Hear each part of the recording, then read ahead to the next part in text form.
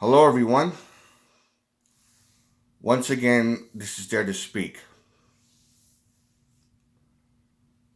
I wanted to share with you something that I strongly feel that's very important for people to know. And what I strongly feel is actually true in this particular case. The dangers of attracting evil spirits to yourself. Things, like when people say you shouldn't mess with the Ouija board because you'll attract evil spirits, your house will be haunted, or you'll be haunted, or you shouldn't do seances, all these warnings not to get into playing with tarot cards, and the dangers of people just even doing simple research, reading scary books, or anything having to do with, or even just watching documentaries and things like that. Like this guy watches too much of this and that.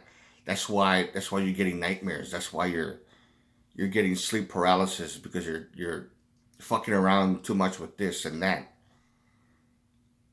They're really, to me, that's 90% bullshit.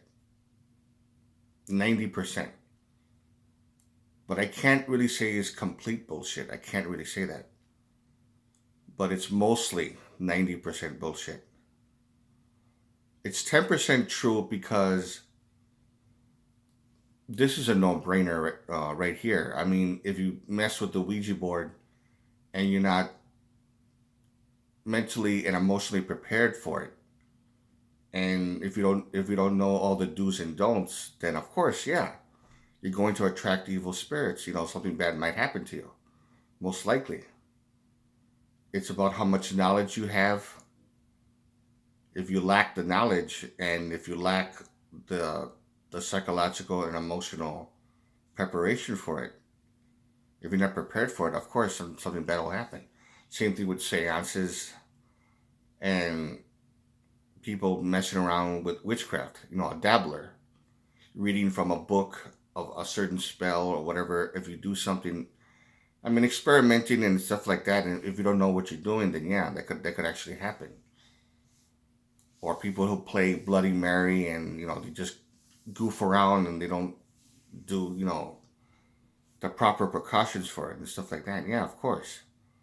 But it doesn't mean that if someone does know what they're doing and they burn white sage with rosemary and they to protect themselves, if they need to use the Ouija board for whatever the reason, if they really have to use it and they prepared for it very well and they know what they're doing, then you could be safe. The thing is,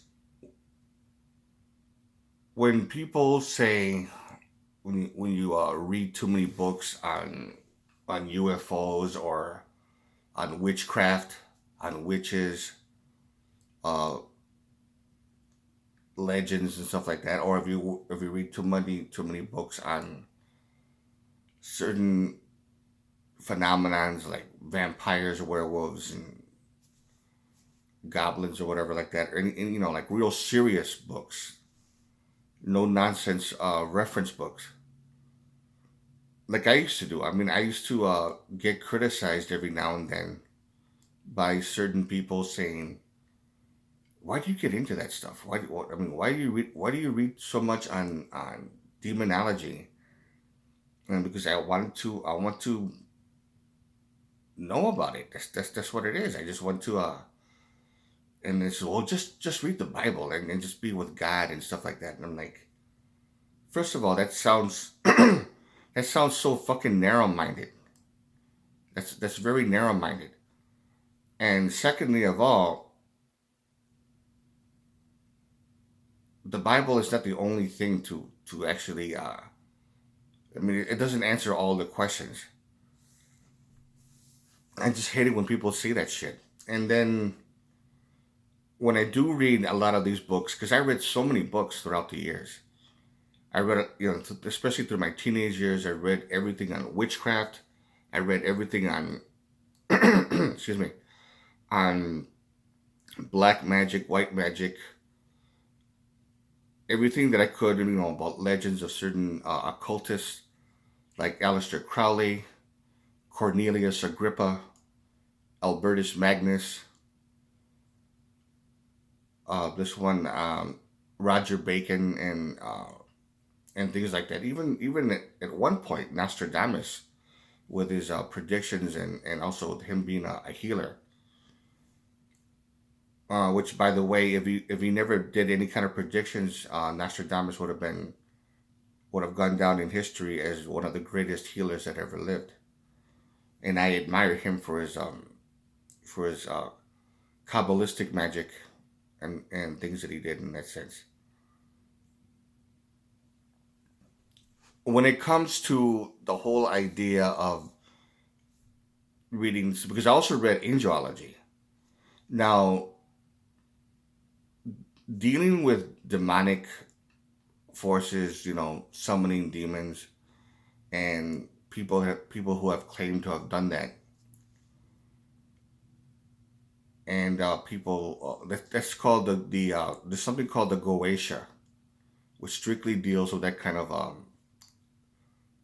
thing, that kind of phenomenon, and also the study of angels and the summoning of angels. People who claimed to have summoned angels, like Roger D. I'm sorry, John D. and Edward Kelly. For those of you, I'm pretty sure for those of you who are into the occult history will know that through the Renaissance period, John D. and Edward Kelly, they would use Enochian magic, or they would use a language called Enochian, and they would summon angels. Now, whether there's any truth to what they did is a different matter. It's open to speculation. But the summoning of angels is known as what is called Shimham Mafash. That strictly deals with summoning angels, and all the symbols and stuff like that. And with demons, it's the Goetia. I got into all of that when I was growing up. I got heavy into it during my late teens and early 20s, especially up to my mid 20s.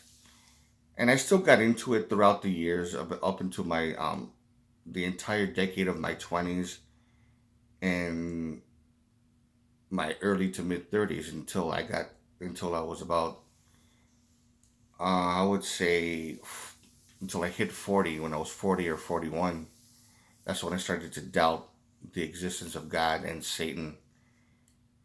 So when I was about maybe 41 or 42, I slowly started to become an agnostic. And it took it until I got into my mid 40s when I became an agnostic.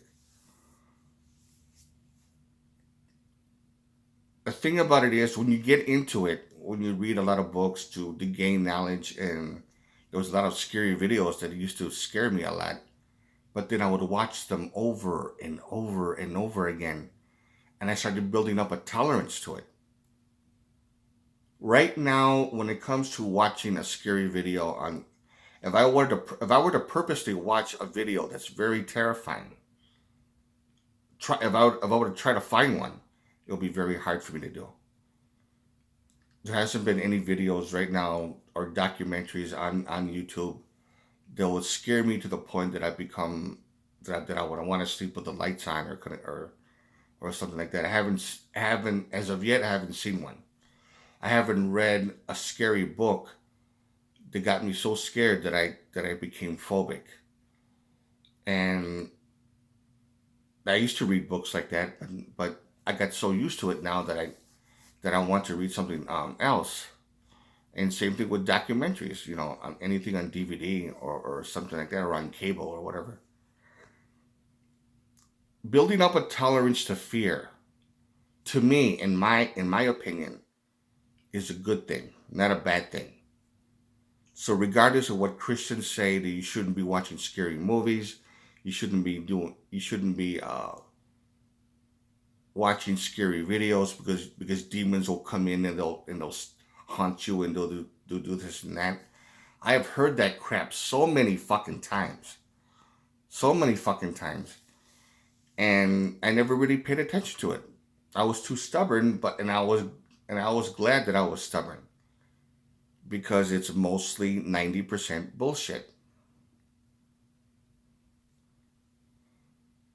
That's something that I think is very important for people to know. And I'm pretty sure a lot of you already know that. I just wanted to let you know and just speak my mind on this particular matter. If you like this video, give it a thumbs up. Questions or comments, you know what to do. And to all of you, take care.